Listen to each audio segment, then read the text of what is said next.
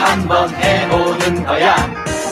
자, 다시 한번 싸우는 거야. 자, 손 맞잡고 어깨를 걸고 우리 함께 이기는 거야. 자, 다시 한번 해보는 거야.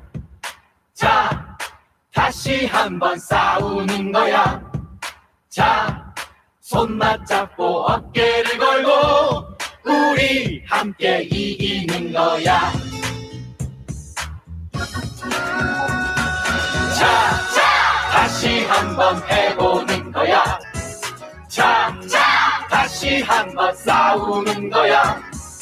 자, 손 맞잡고 어깨를 걸고 우리 함께 이기는 거야. 자, 다시 한번 해보는 거야. 자, 다시 한번 싸우는 거야. 자, 손 맞잡고 어깨를 걸고 우리 함께 이기는 거야. 청년 대국민 소통장 청국장 15회를 지금 시작합니다. 아니, 이런 날이 이렇게 금방 올 줄 몰랐는데요. 오늘도 바쁜 희두님이 자리를 비우셨기 때문에 청국장 대타 전문 사회자가 왔습니다. 네, 류찬우입니다. 지난번 사회를 볼 때 박수를 한 번도 안 쳐가지고 오늘은 푸나님께 혼나고요. 메모에다 써놨습니다. 제가. 네, 오늘도 열심히 해보겠습니다. 오늘 희두님을 대신해서 엄청난 분이 오셨는데 제가 준비하면서 경력을 살펴보는데 엄청 있어 보입니다. 더불어민주당 전국 청년위원장 겸 국가균형발전위원회 국민소통특별위원 겸 민족화해협력 범국민협의회 청년미래위원회 위원장 겸 더불어민주당 총선기획단 그리고 숨찬다. 너무 있어 보여요. 너무 있어 보이고 네 저희 청년 정치의 표본이라고 할 수 있죠. 네 장경택님을 소개합니다. 네 안녕하세요 장경태입니다. 반갑습니다. 환영합니다. 네, 와. 너무 와주셔서 너무 감사해요 진짜.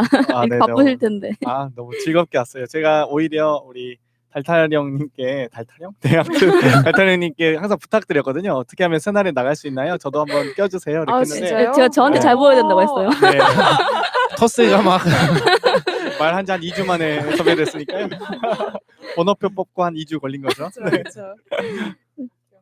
사실 대기하는 사람이 없어요. 네 그래서 많아요.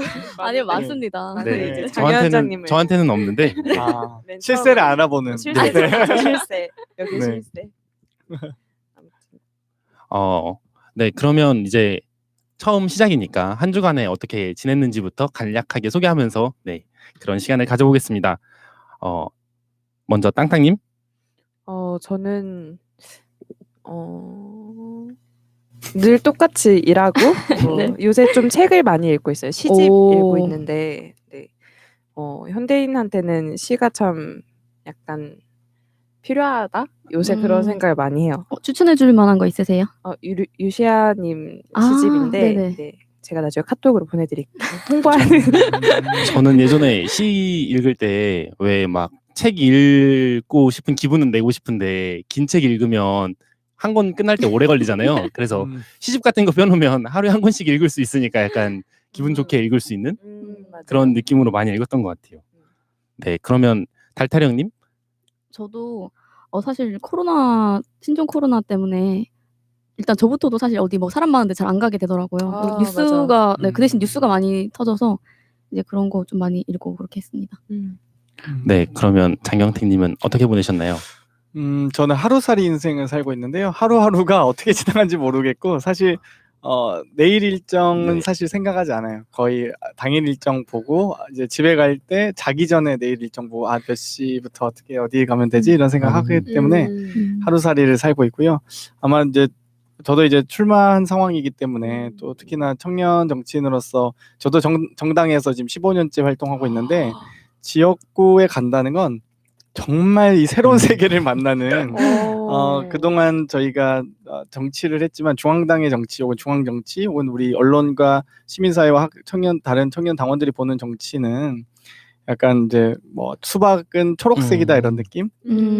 좀 깎다 보면 제가 하얀색 정도까지 본 줄 알았는데 결국 정치의 본질, 약간 어떤 본 모습, 뭐 어떤 언론적인 부분은 빨간색이더라고요. 그래서 수박에 정말 속을 보는 기분이고 아마도 하지만 지금까지 아마 청년 정치 저같이 당내에서 육성돼서 혹은 당에서 성장해서 지역구로 나가는 경우는 아마 제가 알기로는 처음으로 알고 있어요. 그래서 대부분 다 영입되든지 아니면 어떤 당시 당 총재에게 이렇게 지명받아서 가는 경우는 많았는데 호롤단신 이렇게 가서 보면 정말 어려운 거구나. 정말 언젠가 우리 후배들이 혹은 저 다음에 언젠가 제가 1번 타자라면 3번, 4번 타자가 나왔을 때 홈런을 치려면 정말 청년 정치의 길을 잘 닦아야겠구나 이런 생각을 다시 뼈저리게 하고 있습니다. 거의 1세대시지 않아요? 청년 제가 정치. 초대 대학생위원장이었으니까 대학생위원회를 만들면서 그때도 대학생 당원이란 개념이 없었어요. 청년 당원도 아니고 그냥 대학생은 자원봉사자. 그러니까 대학생 당원이란 명칭도 없었어요. 저도 그냥 대학생 자원봉사자로 시작해서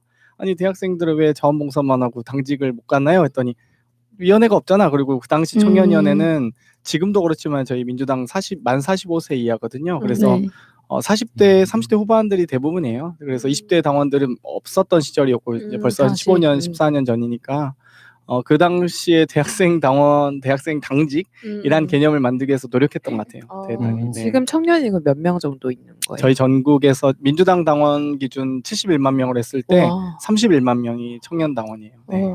진짜 대단하신. 저희가 아마 그 예전에 재단에서 수업할 때 스웨덴이나 이런 선진국형 정치를 보면서 뭐 정당 정치 15년 한 청년 장관 이런 거 보면서 되게 부러워했었거든요. 아, 우리나라는 왜 저런 게 없지? 뭐 우리나라도 정당 생활 오래 하고 정치로 빨리 나갈 수 있는 청년들이 많았으면 좋겠다 이런 얘기를 나눴던 게 기억이 나는데 한국형 청년 정치인을 드디어 만나게 돼서 굉장히 새롭습니다. 저 배지도 지금 그거죠. 네, 민주당 배지. 네. 근데 왜 민주당을 선택하신 거예요? 제가 선택했을 때는 그 당시 참여정부 때 열린우리당이었는데요. 뭐 당연히 한나라당은 상상해 본 적도 없고 민주노동당과 열린우리당을 좀 고민하긴 했었어요. 제가 이제 총학생회장 하기 직전이었는데 법대학생회장 할 때인데 그때 사회 변혁을 하는 것이 대단히 중요하고 그 변혁의 과정은 어떻게 해야 될까를 고민했었어요. 근데 민주노동당은 약간 절개와 봉합이라는 약간 수술의 개념, 변혁의 방식이. 근데 열린우리당 그 당시 약간 치료의 개념이었거든요. 그러니까 사회는 절개하고 봉합하는 반대파들을 제거하는 것도 중요하겠지만 그것보다는 좀 치료해가는 과정이 더 중요하다라고 생각해서 당연히 열린우리당을 선택하게 됐고요. 또 한편으로는 그 당시 이제 40대 빵 가기 전인데 이제 막 열린우리당이 막 선거를 지기 시작했어요. 근데 정치 권력으로는 그 당시 집권당이기도 하고 여당 우리가 152석 열린우리당이 이제 그때는 좀 줄었지만 여당이었지만 그건 정치 권력 결국 빙산의 일각이다. 수면 아래 있는 자본 권력의 크기는 어마어마하게 차이가 나요. 한나라당과 그 당시 한나라당과 정말 열린우리당의 차이도 컸고 대통령께서도 거대한 바다 위에 떠 있는 돛담배 같다고 말씀하시기도 했지만 지금 그래도 문재인 정부는 상당히 탄탄하게 국정 운영을 하고 있는 편이지만 당시 참여정부는 정말 뭐 야당과 뭐 온갖 보수 언론 보수 뭐 자본 등이 뭐 기회만 되면은 어떻게 해서 흔들고 어떻게 해서는 찍어두려고 정말 그래서 지금 사회 변혁을 하기 위한 정당은 열린우리당이다. 저는 선택했던 것 같아요. 네. 아니 희도님이 오늘 안 나오시면서 저한테 굉장히 당부를 한 게 뭐냐면 장경태님을 꼭 많이 먹여달라고 하고 얘기하고 가셨는데 저 먹일 여지가 없어요. 너무 말씀도 잘하시고 진짜. 저희보다 더 여유가 넘치셔가지고. 그러니까. 네. 저도 이번 주에 얘기하다가 빠져들어서 저도 이번 주에 한 일 얘기해야지 생각하고 있다가 지금 까먹었어요. 빠져들었죠. 제가 오늘은 사진도 준비했는데 저희가 이제 다음 주면 노무현 리더십 학교가 끝나서 저희 이제 수료할 때가 됐는데 많은 관심 시민들의 많은 관심이 있어서 노무현 리더십 학교가 더 커졌으면 좋겠고 지난주에 이사장님 와가지고 사진도 찍었거든요. 그래서 그 자랑하려고 가지고 사진도 와 잘 나왔어. 이 사진 봤어요. 네. 근데 됐습니다. 저는 이제 오늘 방송 여한이 없고요. 원래 이렇게 꿈을 여러 사람에게 제 롤모델 같은 분인데 꿈을 여러 사람에게 말하면 네 이렇게 구체화된다고 하니까 다음에 음. 푸른 나무님과도 사진 한번 찍어서 네 똑같이 올리겠습니다. 목적 달성. 제 자랑 끝났으니까 이제 오늘도 오늘도 이제 본격적으로 방송을 시작해 보겠습니다. 처음 이야기 해주실 분은 오늘의 게스트 장경태님. 네, 와. 이거 짝 한번 해야 되지 않아요? 여기 박수 써놨거든요 제가. 까먹을까 봐. 감사합니다. 네, 네. 뭐 제가 소개하는. 네. 네. 저는 자칭 인재 육성 1호라고 하는데요. 31만 청년당원의 일꾼 장경태라고 합니다. 저는 대학생 자원봉사자부터 시작해서 초대 대학생위원장, 서울시당 대변인, 중앙당 부대변인, 청년정치연구소 부소장을 거쳐서 전국 청년위원장으로 선출되었고요. 사실 정치를 하면서 저는 막 사실 나라를 바꾸겠다 이런 생각 해본 적은 없어요. 사실 집이 어려워져서 배 타면서 혹은 막노동에서 가장 이제 저렴한 학교가 서울시립대였거든요. 그래서 그 학교 다니면서 사실 저 같은 경우는 대학생이 아니고 알바생이었던 것 같아요. 학교 다닐 때는 학교 수업을 들은 시간보다는 아르바이트한 시간이 훨씬 많거든요. 그러다 보니까 3시간 수업 듣고 8시간 아르바이트하고 이러다 보니까 와. 제가 수업을 듣기 위해서 아르바이트를 하는 건지 아르바이트를 하다가 수업을 취미 삼아 가는 건지를 헷갈리게 돼요. 본업을 헷갈리게 돼요. 이게 시간이 달라지고 하다 보면. 그래서 그렇게 학창 시절 보내게 됐고요. 근데 이 높은 등록금이나 개인의 어떤 주거 문제는 개인의 문제가 아니라 사회구조적 문제라고 생각을 해서 이제 시민운동, 시민단체나 혹은 뭐 정당 활동을 이제 시작하게 되었어요. 그래서 과연 이 정당 활동을 하면서 사회를 조금씩 바꿔왔냐라고 하면은 저 뭐 스스로에게는 그래도 조금씩 뭔가 아주 작고 소소하게나마 만들어왔다라고 말씀드릴 수 있을 것 같은데, 예를 들면 대학생위원회가 이제 만들어지게 되고 그게 전국위원회로 격상되면서 전국 각지에서 20대 당원들의 지위와 권리가 좀 보장받았다는 점, 혹은 제가 대학생위원장 할 때 그때 노무현 대통령께서 서거하셨는데 제가 그 마지막 연결식장이랑 다 가서 그 분향소 이렇게 담당했어요. 이게 헌화하는. 그래서 그때 일주일 내내 정말 하루에 2시간, 3시간밖에 못 자면서 거의 렘수면 상태로 걸어다니는데, 그러면서 모셨다는 게 정말 어떻게 보면 그래서 제가 잘 마음속에 가장 남아있고요. 운구 차량 그때 6명이 수행했었는데 그 중에 한 명이었거든요. 앞쪽에 있었는데 근데 뭐 거의 일주일간 잠을 못 자고 걸어가는데 시청에서 이제 노제처럼 이렇게 하는데 할머니께서 막 붙잡고 우시는 거예요. 막 이렇게 어떡하냐고. 근데 저도 막 정신이 없으니까 할머니 저도 정신이 없어요 하면서 약간 그랬던 기억도 나고. 2009년에 몇 살이셨어요? 제가 2009년에 27이었어요. 그래서 그래서 근데 그때 참 그때 또 2008년부터 이명박근혜 정권이 이제 시작할 때니까 또 2008년에는 소나무 민주당 초록색일 때인데 지지율이 한 12%, 16% 이랬어요. 그래서 2008년에 이제 제가 대학생위원장이 됐는데 민주당 깃발을 들면 막 물병 날라서 맞고 이랬어요. 민주당 깃발 진짜요? 내려 이것들아 하면서 정권 뺏긴 죄인 취급당할 때고 소위 친노 패족 이런 말들이 오갈 때였거든요. 그래서 되게 힘들었고, 지금은 그래도 응원해주고 그래도 지지해주신 분들이 많잖아요. 그래서 지금은 되게 뿌듯하고 보람되고 어떻게 하면 우리 지지자와 동지를 찾아갈까 약간 이런 느낌이라면, 그때는 오히려 어디 가서 정당 활동하는 게 약간 숨기게 되는, 저도 모르게 좀 주눅들게 되더라고요. 그래서 지금은 그래도 좀 많이 활동력이 많아져서 좋다고 생각하고, 이명박 정권 이제 끝나고 나서 정말 얘기하다 보니까 약간 소리가 그랬는데 2012년 대선 때가 생각나는데 그때 이제 담쟁이 캠프 이렇게 하면서 문재인 당시 후보께서 열심히 선거운동했는데 어찌됐건 박빙해서 지게 됐죠. 그래서 2013년 그러니까 딱 패배했을 때 어떤 느낌이었냐면 졌다라는 슬픔보다 앞으로 5년 어떻게 버티지 이 생각이 더 컸던 것 같아요. 그러니까 이명박 5년도 너무 컸는데 너무 지겹고 너무 힘들었는데 또 5년을 쥐잡으러 버텨야 돼. 5년간 쥐잡으러 다녔는데 또 5년간 닭 잡으러 다녔는데 이런 느낌 있잖아요. 진짜 아무튼 너무 막막했다는 생각이 나요. 그래서 저 같은 경우는 이제 그런 시간들을 쭉 버티다가 거의 이겨본 적은 없거든요. 제가 이제 이번 총선이 4번째 총선인데 지방선거 4번, 대선 4번, 총선 4번 이렇게 경험해 보는 거잖아요. 근데 매 선거마다 거의 졌던, 그러니까 10번째에 처음으로 이겨본 것 같아요. 그러니까 재작년 대선이 처음 이겨본, 계속 그쵸. 지다가 그를 계속 이겼잖아요. 2017년 대선, 그다음에 지선, 이제 이런 3번째 선거 때 나머지 선거 9번 선거 다 진 거죠. 그쵸. 그전에. 그래서 너무 힘들다. 왜 선거도 지면은 약간 힘 빠지고 약간 그런 게 있거든요. 근데 그래도 많이 이겨서 너무 기쁘게 생각하고 있고요.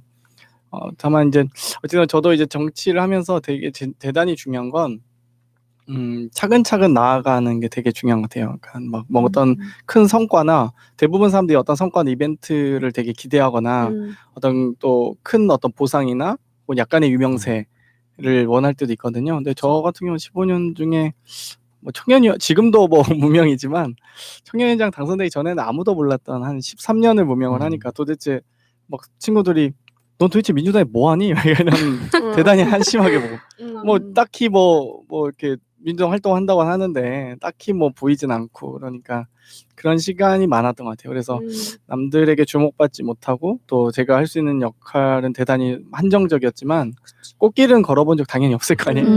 유명세 뭐 제가 입당했다 해서 뭐 환영식 해주는 것도 아니고 당해서 그랬는데 그런 과정들이 있어서 지금까지도 의미 있게 또 단단하게 좀 더 버틸 수 있지 않았나. 진짜 뚜벅뚜벅 오셨네요. 그쵸. 정말 묵묵히. 근데 차근차근 올라왔는데 아까 말씀하신 대로 직업 정치를 하신 거잖아요. 어느 정도 원동력이 있었지만 근데 계속 당 활동하기 쉽지 않으셨을 것 같은데.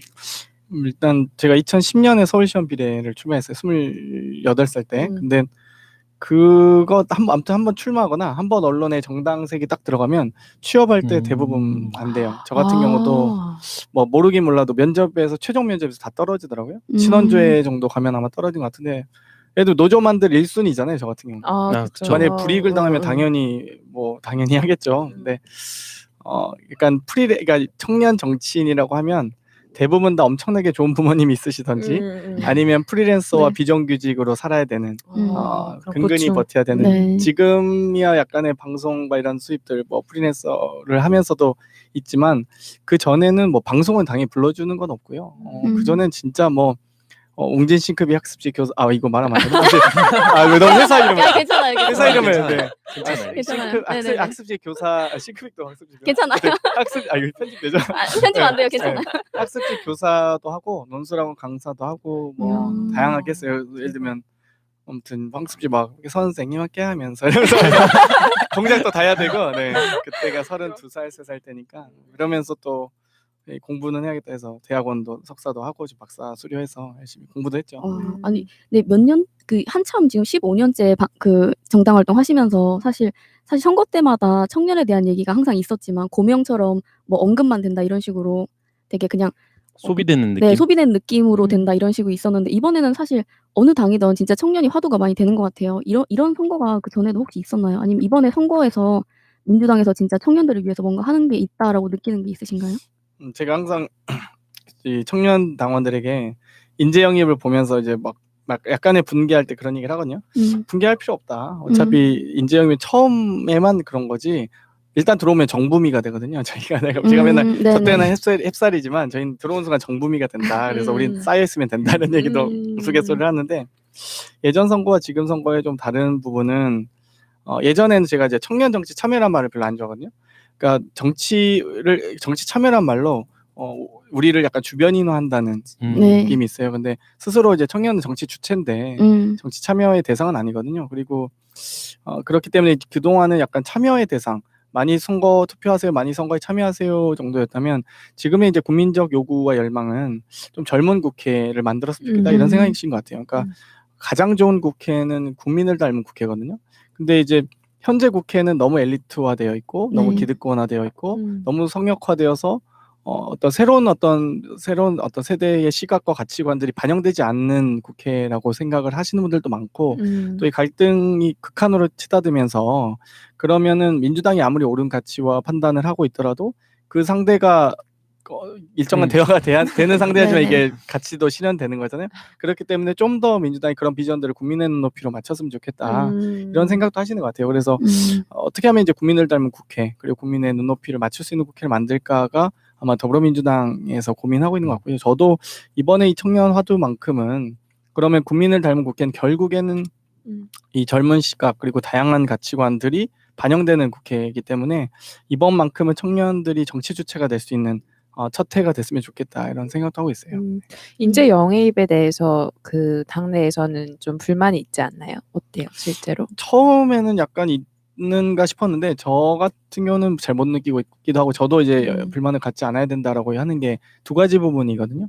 예를 들면 이 기존 세력으로는 어찌되건 정당은 외연을 확장하면서 그러니까 좀 더 많은 국민들이 우리 정당에 혹은 우리 정당을 지지할 수 있도록 네. 외연을 확대하는 게 대단히 필요하고요.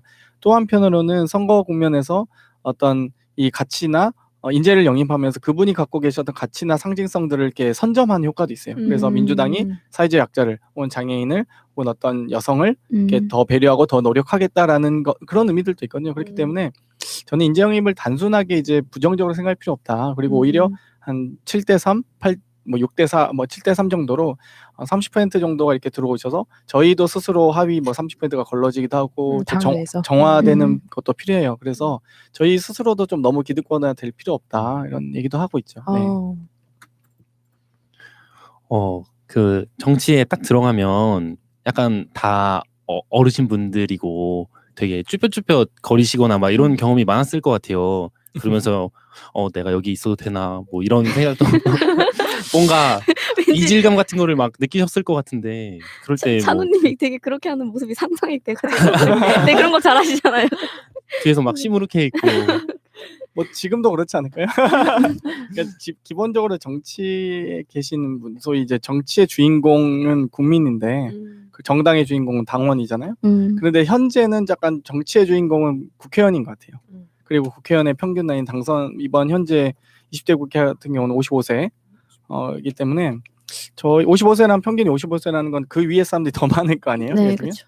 그렇기 때문에 저같이 30대 청년 당원들은 사실 진짜 좀 어린애 취급 당할 때도 있고요. 그런 것들도 있죠. 근데 저 같은 경우는 좀 이제 이런 부분을 좀 벗어났으면 좋겠어요. 그러니까 청년은 어려서 청년은 좀 부족하다. 경력도 짧고 경륜도 좀 부족하다. 이런 편견들이 있는데 이런 편견들을 뛰어넘는 것들이 필요하다라고 생각하고요. 그 청년이 어떤 편견을 뛰어넘어야 될지 그리고 앞으로 이 편견을 뛰어넘어야 되는 과제들이 남아있기 때문에 우리가 결국 김대중, 노무현, 문재인 대통령님 세 분을 생각하면서 좀 넘는 것도 필요하다 생각을 해요. 저 스스로에도 다짐하는 말이기도 한데 예를 들면 청년 김대중은 목숨 걸고 싸웠고 청년 노무현은 특권과 싸웠고 청년 문재인은 독재와 싸웠는데 청년이 고작 편견과 싸우지 못한다면 어찌 청년이라 할 수 있을까 이런 고민들 항상 저 스스로에게도 해요. 그러니까 항상 연설할 때도 그런 얘기를 하고 출마 선언문에도 이 문구를 썼었거든요. 근데 말 그대로 진짜 엘리트 정치, 기성세대의 정치가 너무 고착화되어 있는 건 사실이잖아요. 이번에 출마하시는데 여기에 대한 좀 전략 있으세요? 이길 수 있는? 일단 여러 가지가 있는데요. 첫 번째 이제 공약, 그러니까 가장 중요한 거는 이 국민을 닮은 국회와 국민들이 젊은 국회를 원하고 있다. 이 부분은 확실한 것 같아요. 그리고 새로운 어떤 시각과 예를 들면 우리가 항상 헌법이 오래됐다. 헌법을 변화된 헌법이 필요하다 이러잖아요. 소위 87년 체제, 부착위원회에서 완성된 87년 체제 헌법은 바꾸자고 하면서 왜 국회의원은 바꾸자고 얘기하지 않지? 그러니까 보다 많은 것들이 바뀔 때 헌법도 바꿀 수 있다면 국회도 바꿔야 된다 이런 국민적 요구가 있다 보고 두 번째는 저도 이제 준비된 청년으로서 지역구에서 충분히 좋은 비전과 공약들로 승부를 할 수 있다라고 보고요. 예를 들면 지금의 공약들은 이제 앞으로 제가 공약 한 이틀 뒤에 미리 기자회견 할 텐데 예를 들면 지금의 의원님들 공약을 보면 대부분 다 무슨 지하철 놓겠다, 무슨 좋은 빌딩 세우겠다, 약간 이런 눈에 보이는 부동산 공약이나 이런 시멘트형 공약이라고 저희가 얘기를 하는데 이런 공약보다는 예를 들면 저 같은 경우는 지역구에 지금 동대문을인데요. 여기에 이제 그 답심리동에 고미술 상가 같은 게 있어요. 그래서 그런 문화 콘텐츠들이 많은데 여기에 저는 유튜브 멀티플렉스를 만들거나 넷플릭스 멀티플렉스 같은 건 복합 상영관이죠. 그런 것들을 만들어서 좀 더 이제 새로운 좀 형태의 4차 산업을 만들었으면 좋겠다.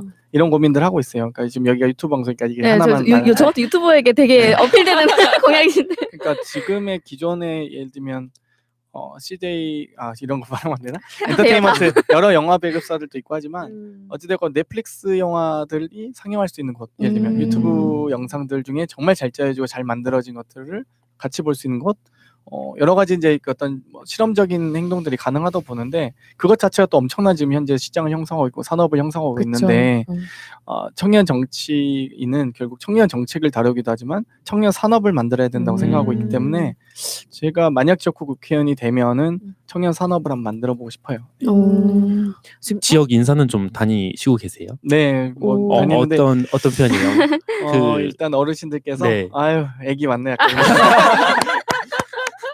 너무 이게 커요. 너무 그러니까 네. 아까 제가 이제 인식 정치의 자체가. 속살 이야기도 했지만 기본적으로 지역에서 정치적 지위와 권한이 있으신 분들은 당연히 이제 사회경제적 조건이 좋겠죠. 연세도 있으시고 그분들이 봤을 때는 2030 세대 혹은 지역에 있는 청년들은 약간 주변인인 거예요. 그냥 뭘 알겠어 예. 이런 느낌. 우리 그러니까 애기 단순히 그러니까 의사결정 과정에서 논의할 대상이 아닌 거예요. 아예 네네. 그냥 우리가 결정할 테니까 너희가 따라. 약간 이런 게 더 많아요. 동대문 그쪽이 좀 어르신 조금 많으시지 않나요? 평균 연령은 조금 다소 높게 봐요. 그러니까 소위 서울시 평균 연령이 한 46.2세 정도 되거든요. 근데 이제 뭐 동대문 같은 경우 46.9세 정도 되는데 다소 좀 높긴 한데 뭐 아주 올드하거나 이러진 않아요. 기본적으로 서울이 가장 젊은 경기도 다음으로 젊은 단체이기도 하지만 지역 가면 더 심하겠죠. 지방 가면. 근데 네네. 그럼에도 불구하고 좀 네. 어찌됐건 나이와 상관없이 구성과 인구 구성이나 뭐 세대 구성과 관계없이 지역 가면은 대단히 높아진다 연령이. 네.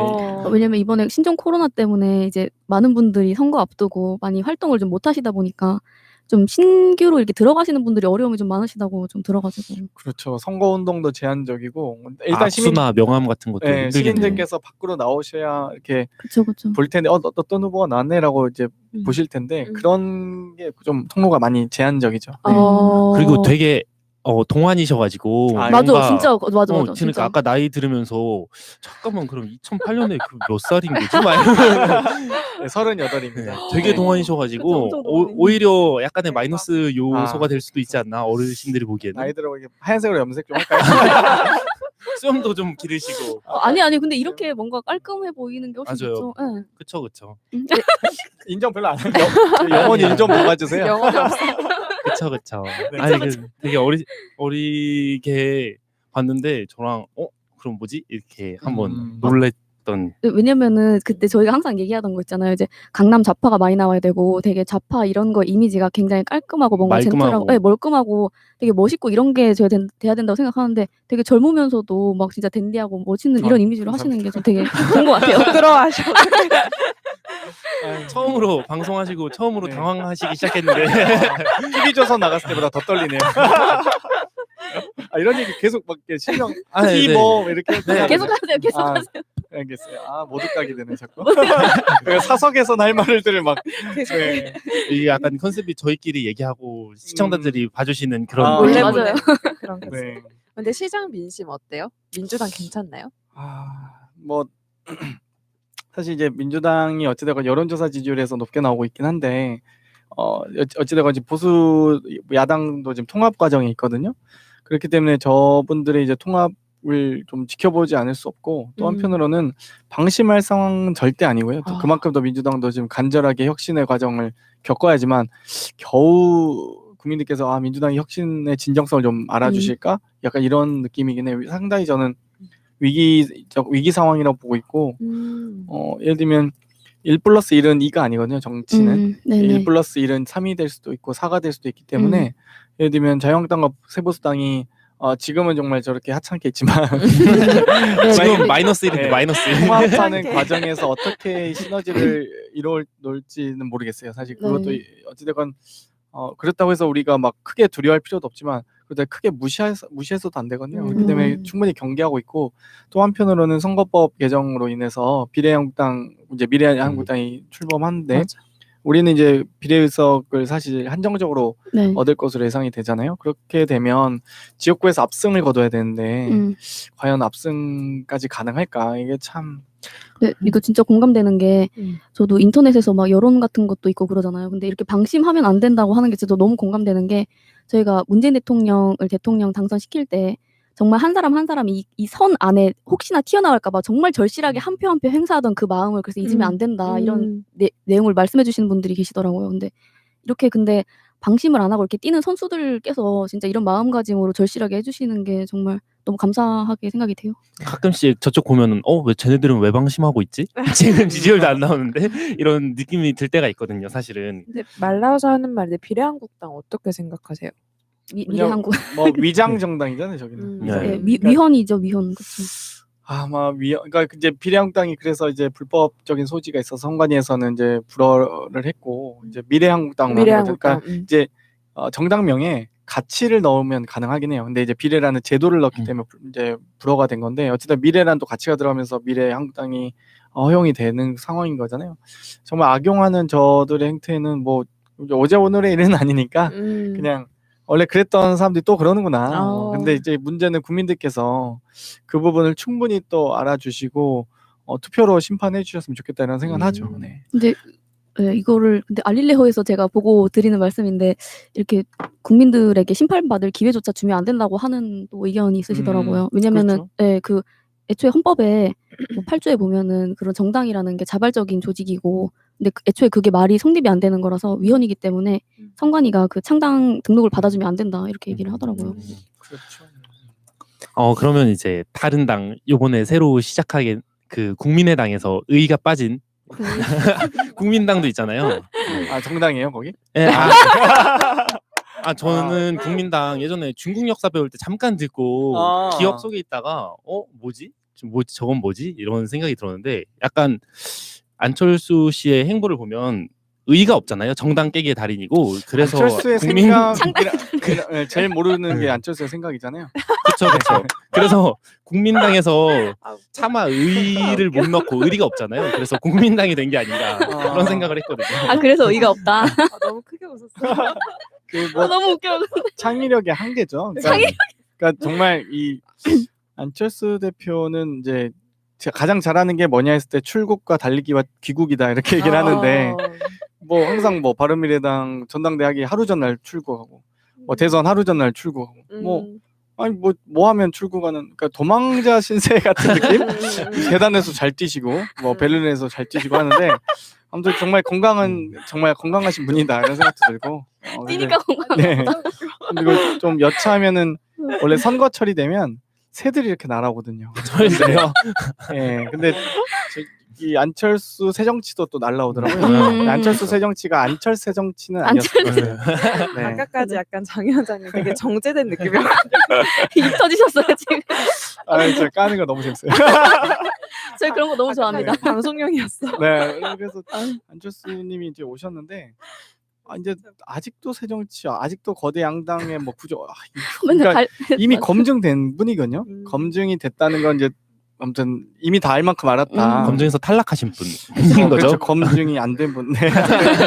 부적격이신 분이죠. 그렇죠. 그러니까 2012년 대선도 하셨고, 2013년 뭐 국회의원 재보궐선거, 지선. 14년 지선, 15년에 뭐 15년 또 뭐 하셨죠? 아무튼 뭐 16년 지방선 아무튼 대선, 지선, 총선 다 하신 분이에요. 근데 그렇죠. 그 과정에서 전혀 리더십을 발휘하지 못하신 분이기 때문에 진짜 어떻게 보면 이 대한민국의 지금 많은 정당이 난립하고 있거든요.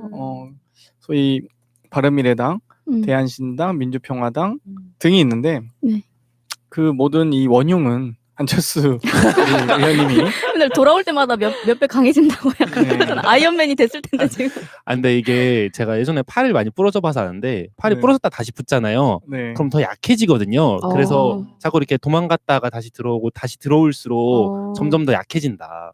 그래서 도망가지 말아야 된다. 이렇게 저는 말씀드리고 싶습니다. 그러니까요. 좋은 말이다. 근데 굳이 필요 없어요. 그분은 뭐 어디 가든 말든 솔직히 별로 여기 있어도 뭐 별 볼 일 없고. 네, 이제 갔다 와도 안철수 대표는 아니죠. 안철수 의원도 아니죠.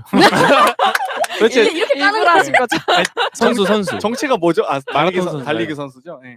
안철수 선수가 사실 저는 처음으로 출마선 할 때부터 저분은 하면 안 된다는 생각했거든요. 그러니까 자기는 빚을 적이 없기 때문에 정치를 잘할 수 있다고 하는데 정말 저 사람 정치하면 안 되겠다 생각했던 게 정치는 항상 빚지는 마음으로 살아야 되거든요. 당연히 국민에게 빚지고 있고 동료에게 비치고 있고 우리 당원 동지들한테 비치거나 아니면 우리 도와주는 우리 후배 동료들에게도 비치고 있는데 본인도 아마 안랩을 만들 때 처음부터 대기업으로 시작한 게 아닐 거예요. 네. 그러면 같이 그 연구소를 만들기 위해서 노력했던 동료들 그리고 어떤 모든 과정에서 정당을 창당하든지 혹은 그 전에 어떤 기업을 만들 때 항상 동료들이 도움을 받고 어떤 지원과 함께 서로 이제 소통과 과정이 있었을 텐데 그걸 다 온전히 다 자기가 혼자 잘났다고 생각하는구나 저분은. 그런 부분 하면 안 돼요. 그러니까 같이 뭔가 행동하고 같이 소통하고 같이 논의할 수 있는 사람들이 결국 리더가 되는 게 맞는데 또 그런 과정들을 훈련받아야 되거든요. 근데 저분은 좀 훈련이 안 되지 않았나 이런 생각이 들었어요. 정치인들은 진짜 그런 것 같아요. 네. 같이 뭔가 할 수 있는 사람이 정치인이 되는 것 같더라고요. 그렇죠. 스킨십이 좋고. 팀워크가 네. 기본적으로 팀워크는 기본인데 그냥 혼자 잘하는 걸로만 정치를 할 수 없거든요. 네. 맞아요. 공부 잘했는지 모르겠네요. 사업 하셨었잖아요. 사업화 하셨잖아요. 네. 예. 그 안철수 대표도 사업을 했었는데 그때 분명히 자산이 있고 부채가 있는데 부채를 얼마나 잘 활용하느냐가 이제 사업을 얼마나 키울 수 있는지에 되게 중요한 영역이잖아요. 근데 나는 아예 부채를 안 지고 시작하겠다. 이러면 사업 망하거든요. 그렇죠. 그래서 지금 망해가는 중입니다. 아 진짜. 아니 제가 사업이 아니라 아, 그런 그분, 식으로 그분이, 대입을 하면 안철수 대표가 아. 부채가 없기 때문에 지금 망해가는 것이다. 예, 그리고 이제 정치인은 사실 이제 청소부 같은 역할이거든요. 그러니까 이 세상에 오물이 있으면 국민들이 청소하게 만드는 게 아니고 정치인이 먼저 나서서 청소하는 게 맞는데 안철수 대표 달리기 선수 같은 경우는 예를 들면 바른미래당의 어떤 분당 과정이라든지 혹은 갈등 과정이라든지 손학규 대표나 안철수계와 유승민들이 막 그 자중질환을 이룰 때 그때 와서 정치력을 발휘하면서 좀 통합하든지 화해시키든지 결합시키든지 이런 과정도 있어야 되는데 꼭 그럴 때는 도망가 있어요. 좀 외국에 그쵸. 있구나. 꼭 항상 도망가 있다고 하면 안 되지. 아무튼 달리기를 하고 계시고 그래서 항상 달리고 계시는 분이라서 이게 좀 정착을 하셨으면 좋겠다. 마음의 안정을 좀 찾으시고 마라톤 하시잖아요. 독일에서 이번에 마라톤 하시고 책 낸 것도 봤어요. 뭐 내가 뛰는 이유, 내가 마라톤을 하는 이유, 막 이런 식으로. 진짜 대단하신 분이에요. 그래서 아무튼 그런 과정들, 그러니까 본인이 정말 어려운 상황을 또 이겨내기도 하고 또 좀 더 힘든 과정들, 정말 오물이 이제 자기 손에 묻더라도 그런 것들을 자기 손으로 해야 돼요. 그러니까 자꾸 남들한테 떠밀거나 막 이렇게 핑계 대거나 이러면 결국 그런 사람들은 정치하면 안 돼요. 줍줍이라 그러죠. 줍줍. 네. 너무 눈에 보이는 거죠. 맞아. 보통 맨날- 이제 우리 어떤 분들은 이게 그런 분들 쫄보라고 얘기하죠. 쫄보. 그치. 안철수 선수가 쫄보란 얘기는 아니에요. 주어가 없었으니까. 어떤 분들은 그렇게 얘기하더라. 뭐. 그런 얘기가 있더라. 네, 뭐 핵심 관계자에 의하면. 네. 네. 네. 벌써 시간이 이렇게 돼가지고 저희가 네. 너무 많은 시간을 썼나 싶을 정도로 푹 아니에요, 지나간 아니에요. 느낌인데 이렇게 빨리 간지 몰랐습니다. 음. 이야기에 빠져들다 보니까 시간이 이렇게 많이. 저는 또 사회를 봐야 되는 입장이기 때문에 마지막으로 출마 관련해서 포부 이런 거. 이거 끝에 해야 되는 거 아니에요? 뭔가 마지막에 이렇게 짠 이렇게. 그래도 좋아요. 마지막에 한 3분 정도 더 드리겠습니다. 네. 사회자 권한으로. 감사해요. 오늘 제 맘대로 할 거예요. 그러면 다음 주제에 땅땅님께서 말씀해 주시겠습니다. 바로 제가 들어가는 거예요. 네. 싱크 맞추려고. 제가 이번에 가져온 주제는 기생충인데요. 어제 다들 보셨죠, 뉴스? 네, 그럼요. 어떤 느낌이셨어요? 저 진짜 국뽕이 완전 차올라가지고. 국뽕이 차올라서.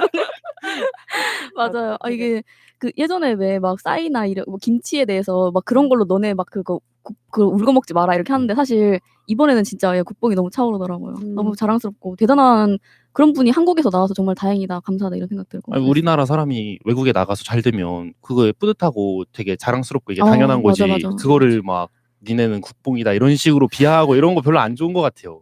BTS 보면서 좋아하고 뭐 이러면 되는 거죠. 장현진이 어떠셨어요, 보고? 뭐 일단 뭐 기존에 한류라고 했던 우리 이제 음악에서 영화라는 건 좀 더 이제 더 확대된 또 뭐 기본적인 인프라가 또 갖춰져야지만 영화 산업이 또 육성되잖아요.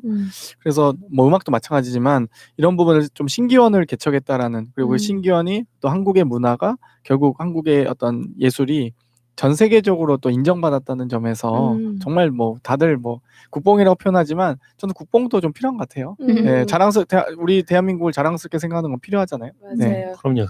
그래서 제가 오늘 가져온 주제는 여기 이면을 조금 가져왔어요. 20분 남았는데 저 몇 분 주실 거예요? 10분? 10분? 10분이요? 8분 드립니다. 8분. 네, 기생충이 지난 9일 미국에서 열린 올해 제92회 아카데미 시상식에서 최고 권위인 작품상을 필두로 감독상과 각본상, 국제영화상까지 4관왕을 차지했습니다. 한국 영화는 1962년 신상호 감독의 사랑방 손님과 어머니 출품을 시작으로 꾸준히 아카데미상에 도전했지만 후보에 지명된 것도 수상에 성공한 것도 이번이 처음인데요. 특히 기생충은 외국어 영화로는 처음 작품상을 받아 오스카 영화의 새로운 이정표를 세웠습니다. 근데 그거 알고 계세요? 이게 제가 약간 이면을 가져왔는데 지금 다 국민들이 좋아하고 있고 정계에서도 다 좋아하고 있지만 예전에 자유한국당이 이 영화에 대해서 되게 평가절하한 적이 있어요. 민경욱이 엄청 막말하고 맞아요. 그 황교안 어떻게 홍준표 전 대표가 기생충 같은 영화 보지 않는다 이렇게 얘기했고 그리고 한 의원은 체제 전복의 내용을 담고 있는 전형적인 좌파 영화라고 한 적이 있어요. 근데 어제 또 말을 바꿨더라고요. 한국 영화 네. 기생충이 새로운 역사를 맞아요. 썼다. 축하하더라고요. 이거 축하하고 그리고 뭐라고 했지? 전 세계 한국 영화, 한국 문화의 힘을 알린 기념비적인 사건이라 할 수 있다라고 박용찬 자유한국당 대변인이 말했었습니다. 관심 없습니다. 예전에 암살이던가요? 네, 그때도 뭐 좋은 영화다 이러더니 갑자기 나중에는 와가지고 그게 말이 되냐, 뭐 어떻게 김원봉을 얘기할 수가 있냐, 막 이런 식으로.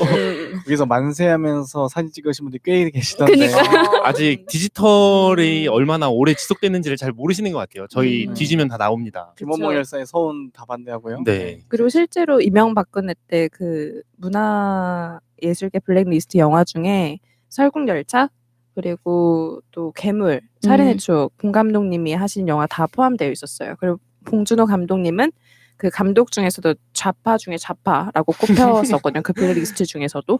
근데 이제 뭐 정권도 바뀌었겠다? 이런 진짜 세계적인 영화로 인정받고 하니 정말 뻘쭘해진 상황이잖아요. 과거에 나에게 반성을 하라고 해야 될 것 같아요.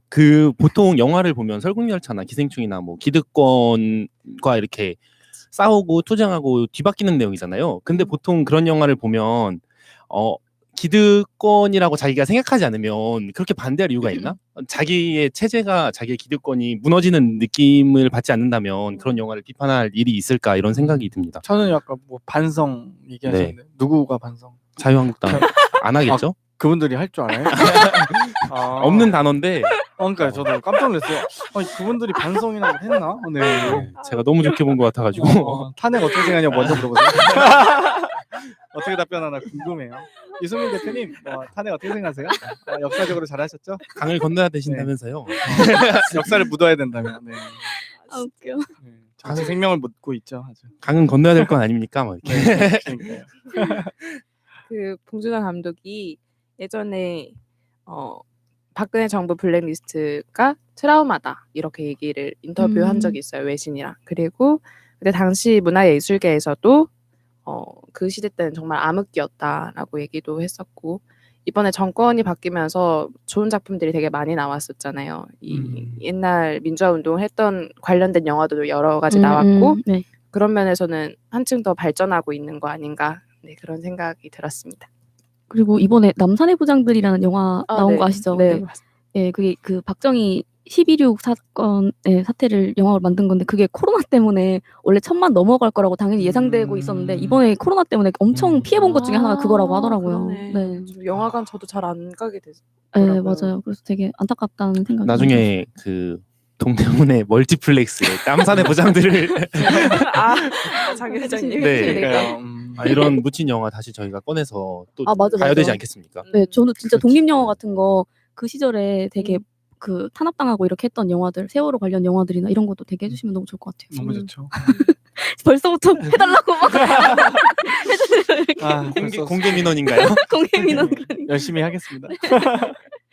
네, 마지막으로 다른 행간을 읽어보자면 다양성에 눈뜬 오스카입니다. 91년 오스카 역사상 비영어권 영화가 작품상을 받은 적은 지금까지 단 한 번도 없었습니다. 아카데미는 지금까지 영어, 백인, 남성 중심이라는 비판을 받아왔는데 이번 아카데미에서는 한국의 기생충을 선택함으로써 아카데미가 다양성에 눈을 뜨기 시작했다는 것을 시작했습니다. 기생충이 그만큼 가치가 있었다는 것도 시사할 수 있고 근데 최근 몇 년 사이에 달라진 아카데미 구성이 이를 반증하는데 예전에는 그냥 배우, 감독, 스태프, 전 세계 영화인 8,400여 명의 투표로 이루어졌는데 지금 그때 당시에는 백인 남성들로 주로 이루어졌었고 이때 백인 위주의 수상작이 출품이 됐었는데 2016년 이후로 비판을 많이 받게 되자 그 안에 유색인종을 한 40% 늘리고 여성 비율도 늘리고 이런 식으로 해서 이번에 기생충이 그 경고했던 아카데미상의 큰 변화의 바람을 일으킬 수 있는 계기가 됐던 겁니다. 뭐 유색인종도 늘리고 그런 비율을 늘리는 게 제가 아는 아주 좋은 정당의 요번 제도를 보는 것 같아서 네, 아주 좋습니다. 네. 아직 시간이 좀 남았는데 그러면 제가 시간 저 주세요 그러면. 왜 그렇게? 아니 저도 준비한 게 있어서 그 뭐지 기생충 지금까지 안 보신 분 없겠죠? 스포일러를 좀 해도 되나? 해도 왜 괜찮지 이렇게 않을까요? 황희도 씨 앉아 계셨으면 분명하지만 입도 못했을 건데. 아니, 지금까지 안 볼 안 거면 볼 안 볼 수가 있어요. 생각인 거 아니에요? 기생충도 나중에 저희 장경태님의 동대문을 해서 멀티플렉스에 함께 같이 가서 같이 함께 네.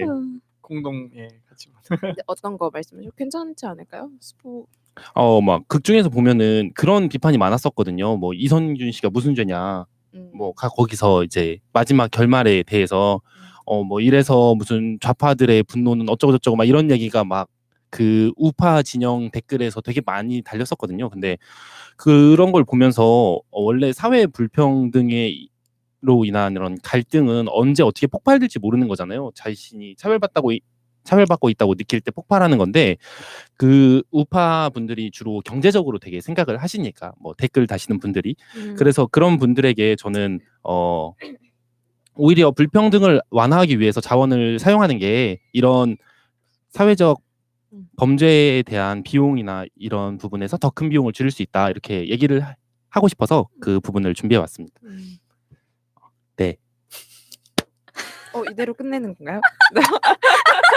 본인이 나 내 거 다 했으니까 이제 제 넘어갈게. 거 다 했어요. 아니, 본인이 말하고 본인이 편집해 주세요 이럴 것 같아요. 편집점을 잡아주시는 것 같아요. 여기서 잘라주세요. 아니, 원래 이게 딱 이게- 해야 돼요. 네.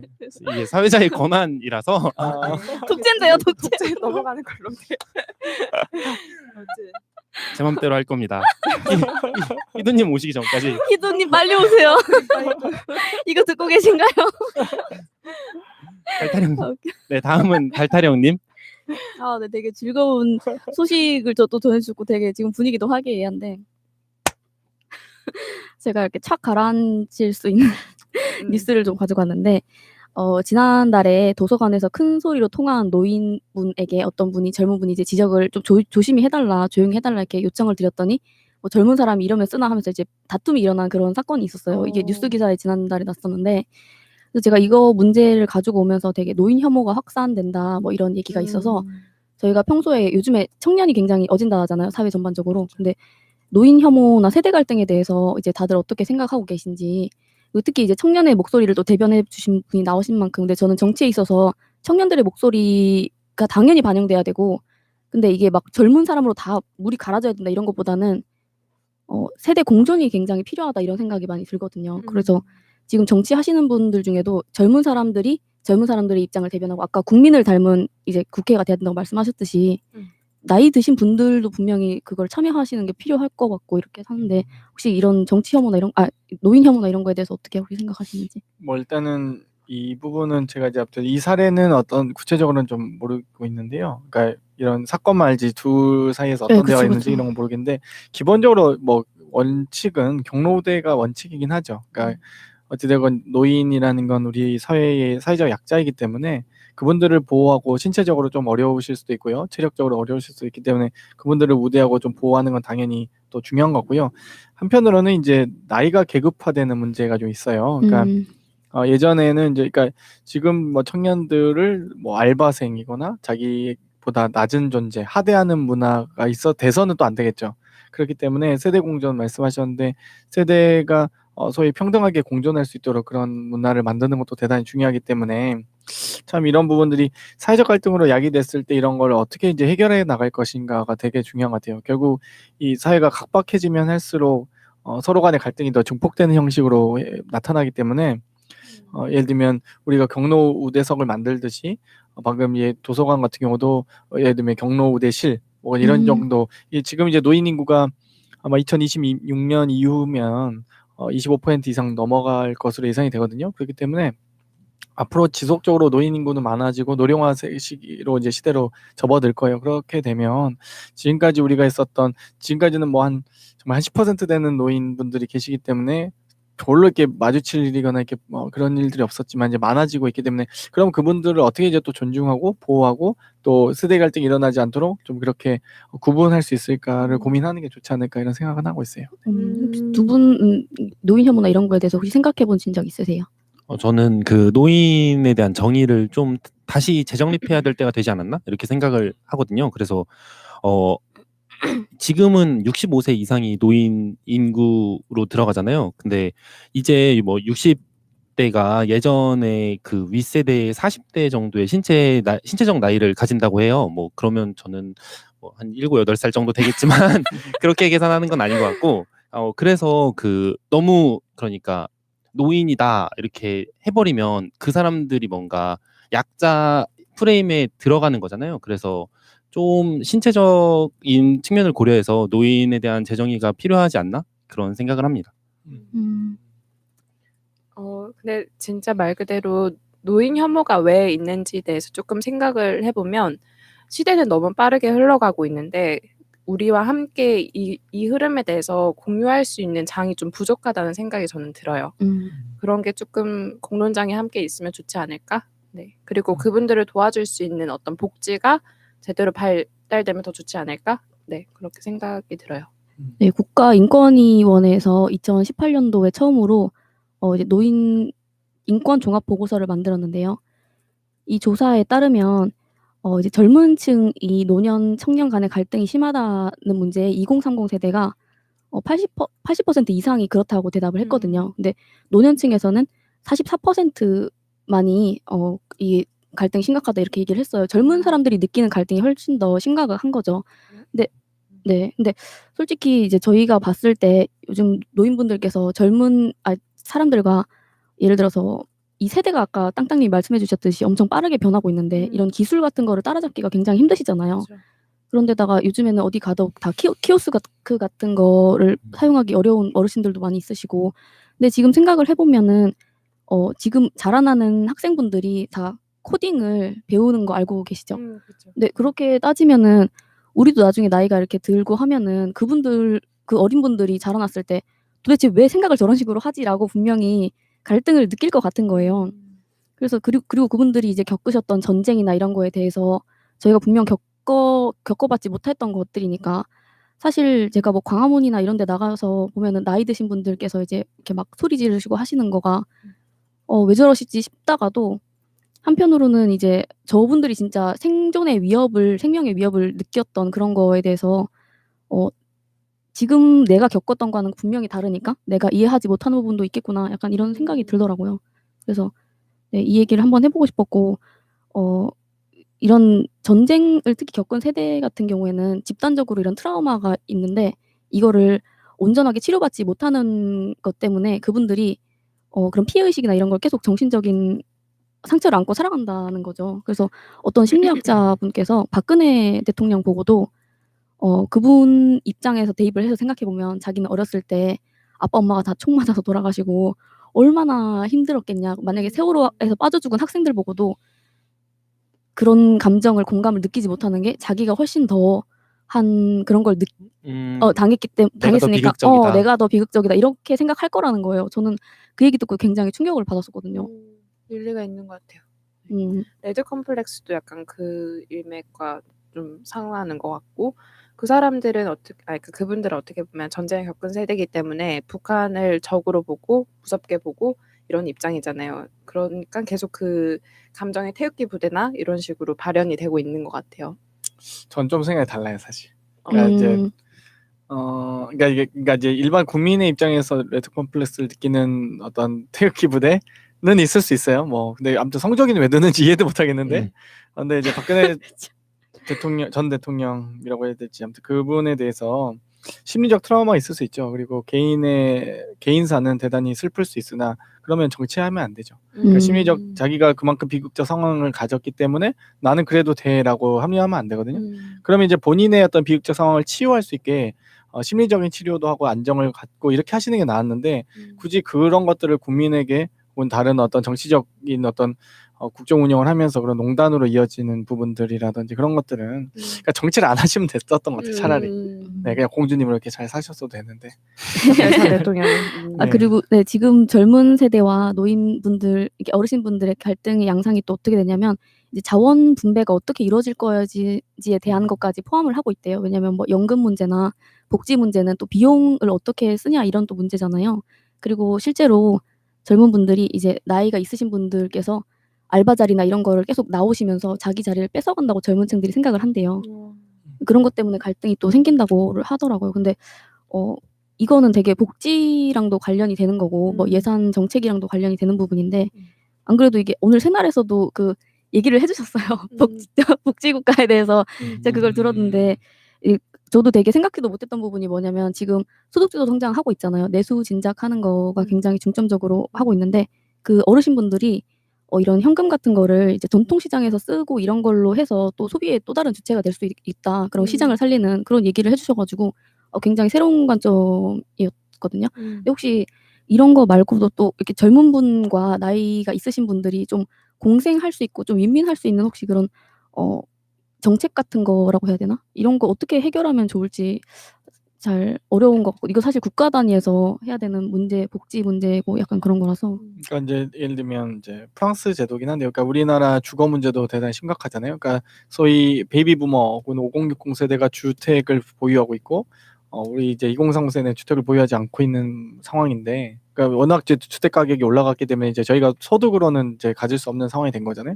그래서 프랑스 같은 경우도 외국도 이제 그런 비슷한 사례들이 있는데, 이제 프랑스 같은 경우는 콜로카시용이라고 해서 주택을 보유한 노인이 혼자 살기 좀 적적하시고 때 남은 방들이 있으니까 그때 이제 청년들에게 임대를 내주는, 그래서 서로가 공생할 수 있는 문화들이 있거든요.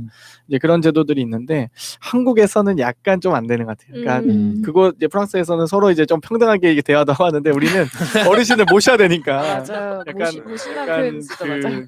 네, 약간 어떻게 표현할까요? 약간 내 돈 내고 거기를 막 이런 느낌, 알바생 약간 이런 느낌이긴 해서 프랑스 문화를 한국에 좀 갖고 와서, 그러니까 지금 이제 한국의 이제 가장 큰 문제 중에 하나가 개천에서 용나지 않는 세상인데, 소위 이걸 정확하게 표현하면 예전에는 잘 키운 자식이 집안을 일으켜 세우는 시대였잖아요. 근데 지금은 잘 키운 자식이 집안 기둥 안 뽑아가면 다행인 시대인 거예요. 그러니까 옛날에는, 그러니까 예전에는 부모의 자산보다 자녀의 소득이 더 높았기 때문에 자녀가 열심히 일해서 취업 잘해서 열심히 돈 벌면 부모님까지 잘 먹고 잘 살 수 있게 했었죠. 근데 지금은 부모의 자산은 이만큼인데 자식의 소득이 낮은 거예요. 그러니까 아무리 자식이 소득을 많이 번다 한데 부모의 자산을 따라갈 수가 없죠.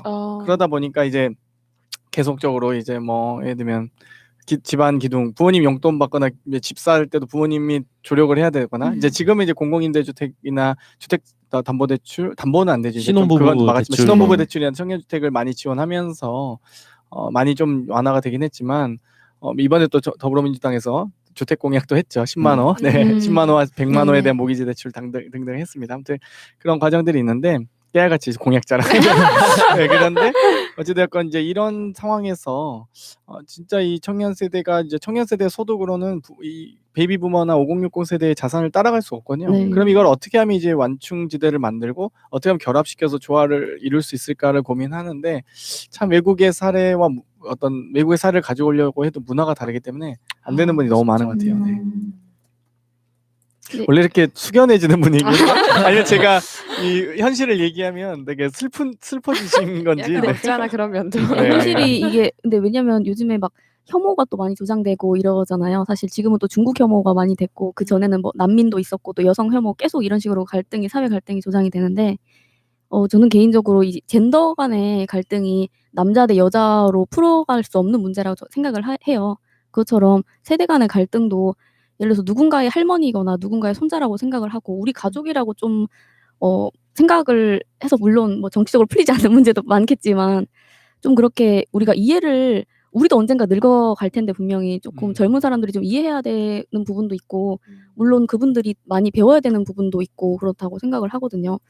네. 왜냐면 제가 얼마 전에 그 청순환이라고 저희가 청년들이 주체가 돼서 선순환 구조를 만들어가는 그 프로젝트를 하는데요. 그래서 복지관을 통해서 이제 전기장판 나눔 행사를 했어요. 어르신분들에게 독거노인 어르신분들에게. 근데 갔는데 거기서 복지사 선생님께서 설명을 해주셨는데 저쪽 당 분들 있잖아요. 빨간 분들이 항상 네, 그쪽 분들은 항상 이런데 선거철이 아닌데도 맨날 와가지고 빨간 조끼 입고 그렇게 선거 활동을 많이 하신대요. 막 그러니까 할아버지 할머니 분들이 그런 빨간 조끼 입으신 분들이 와가지고 맨날 잘해주고 이러니까 빨간 조끼만 보면 그렇게 좋아하신다는 거예요. 되게 그 생각, 그 얘기를 들으면서 아, 저 사람들은 항상 진짜 부지런하구나. 우리도 진짜 절실하게 해야겠다 이 생각도 많이 들고 세대 간에 통합하고 서로 이해하고 소통하는 것도 굉장히 필요하겠다. 저분들을 또 저희가 같이 끌어안아야지 어쨌든 같이 그 빨간 조끼 분들이 어디 가셨나 했는데 공로당에 가서 저는 국회에 계셔야 될 분들이 왜 자꾸 나가시나 했는데 자꾸 이게 가출을 하시더라고요.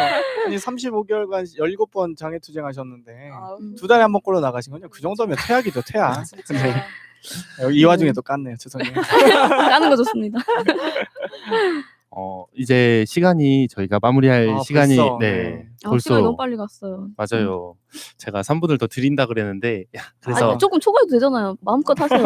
마지막 한마디 길게 좀 짧게 부탁드립니다. 말씀드리면 저는 당에서 어찌됐건 제 부족함도 있고 제 어려움과 뭐 여러 가지 잘못도 있을 거예요. 그런데 어찌됐건 저는 정치를 좀 배우고 싶었던 것 같아요. 민주당은 저의 일터이자 배움터이자 놀이터였거든요. 그런데 제가 잘 성장했는지 안 했는지는 어찌됐건 뭐 지금 이 과정에 있다고 보고 예전에 민재영입이나 이런 것들도 보시면 평사원에서 임원으로 간 사람은 엄청난 스토리라고 표현하지만 평당원에서 당 간부가 된 사람에겐 스토리라고 표현하진 않아요. 그래서 저는 그래도 성공한 사람은 아니지만 성장할 사람이기 때문에 꼭 기대해 주시고 응원해 주셨으면 좋겠습니다. 네, 감사합니다. 와. 처음 가시는 길 되게 힘드실 텐데 그래도 뒤에 따라올 사람들을 생각하면서 이렇게 지금처럼 뚜벅뚜벅 앞으로 나가주시기 바랍니다. 네, 오늘의 청국장 15회를 여기서 마치도록 하겠습니다. 들어주셔서 감사합니다. 감사합니다. 감사합니다. 자, 다시 한번 해보는 거야. 자, 다시 한번 싸우는 거야. 자, 손 맞잡고